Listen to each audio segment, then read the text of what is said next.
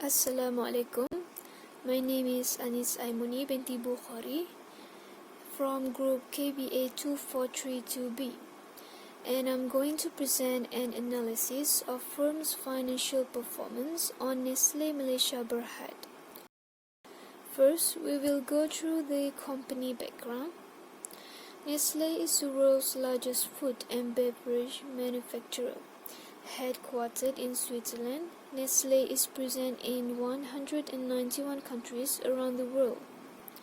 Nestle began in Malaysia in 1912 as the Anglo-Swiss Condensed Milk Company in Penang, and later, due to growth and expansion, made a move to Kuala Lumpur, necessary in 1939. Since 1912, Nestle have been nourishing Malaysians through its quality brands and products like Milo, Maggi, Nescafe and KitKat, whilst maintaining the halal excellence and integrity.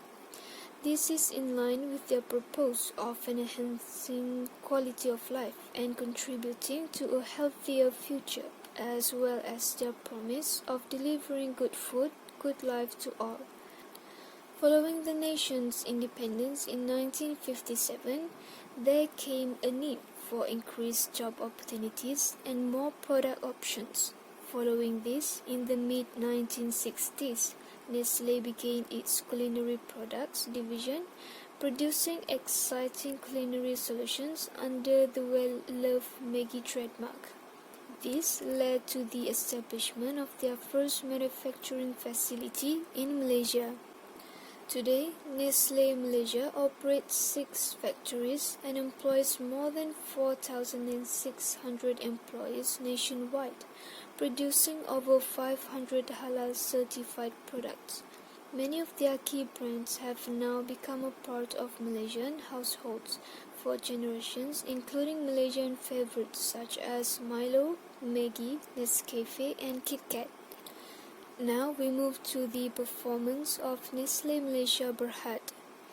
It consists of liquidity ratios, efficiency ratios, financial leverage ratios, and profitability ratios. In terms of liquidity, current ratio for Nestle Malaysia Berhad in 2017 is 0.65 times. Then it decreased to 0.64 times in 2018, and in 2019 it increased back to 0.65 times, which is lower than the industry average ratio. This shows that claims of short-term creditors are covered by current assets is low. While quick ratio for the company in 2017 is 0.37 times, then it decreased in 2018 with 0.34 times and decreased more in 2019 to 0.31 times, which is also lower than the industry average ratio. This shows the inability of the company to pay off its short-term obligations without having relied on the sale of inventory. In order for Nestle Malaysia Berhad to improve liquidity ratios, they first need to switch from short-term debt to long-term debt. This is because long-term debt gives the benefit of smaller monthly installments and lower interest rates. The principal is also not due for repayment immediately. The removal of short-term debt from balance sheet also allows the company to save some of their liquidity in the near term and put it to better use. In terms of efficiency, inventory turnover for Nestle Malaysia Berhad in 2017 is 7.08 times. Then it decreased to 6.38 times in 2018, and in 2019 it decreased more to 6.24 times, which is lower than the industry average ratio. This shows that the company is not efficient in using fixed assets. While total asset turnover for the company in 2017 is 2.1 times, then it decreased in 2018 with 1.99 times. and increased to 2.02 times in 2019, which is higher than the industry average ratio. It shows the effectiveness of the company in using all of its assets. Since the inventory turnover ratio is lower than the industry average ratio, Nestle Malaysia Berhad can improve it by applying a better forecasting. With accurate predictive numbers, companies can better determine the kinds of products with which to stock their shelves. They will also have a better idea of how much to order and what is more likely to sell. In terms of leverage, debt-equity ratio for Nestle Malaysia Berhad in 2017 is 0.52 times. Then it increased to 0.63 times in 2018, and in 2019 it decreased to 0.61 times, which is higher than the industry average ratio. This shows that owners provided more funds compared to creditors. So the creditors' position is less risky compared to the owners. The low debt-equity ratio is considered good for the company, so Nestle Malaysia Berhad can maintain the low debt-equity ratio by increasing sales revenue. This can be achieved by raising prices, increasing sales, or reducing costs. The extra cash generated can then be used to pay off existing debt. Nestle can also restructuring debt. This can reduce both interest expenses and monthly payments, improving the company's bottom line profitability and its cash flow and increasing its stores of capital. And lastly, in terms of profitability, gross profit margin in 2017 is 37.1%, then it increased to 38.7% in 2018.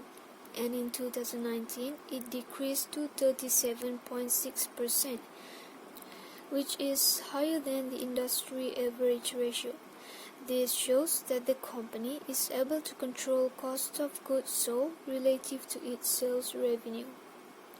While net profit margin in 2017 is 12.2%, then it decreased to 11.9% in 2018. And increased back in 2019 to 12.2%, which is lower than the industry average ratio.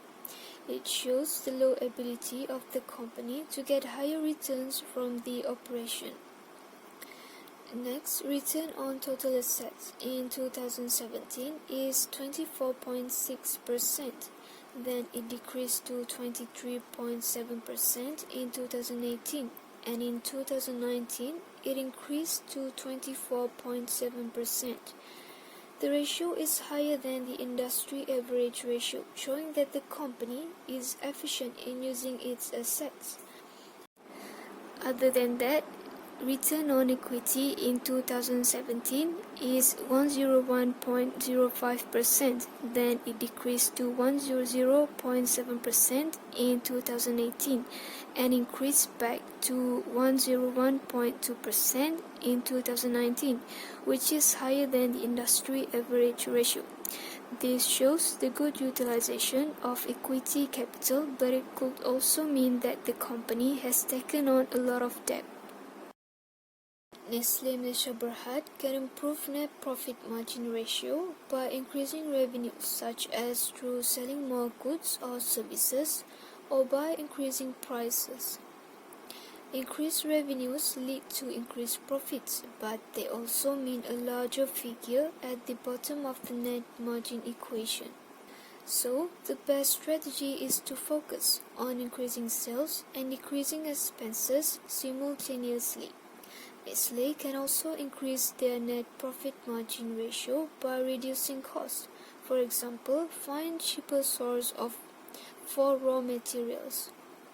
Next, Nestle can improve return on equity ratio by using more financial leverage.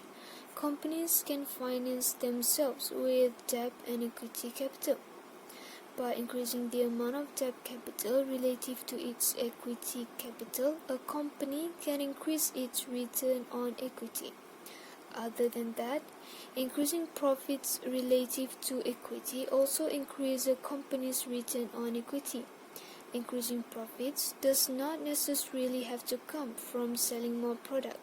It can also come from increasing prices of each product sold, lowering the cost of goods sold, reducing its overhead expenses, or a combination of each.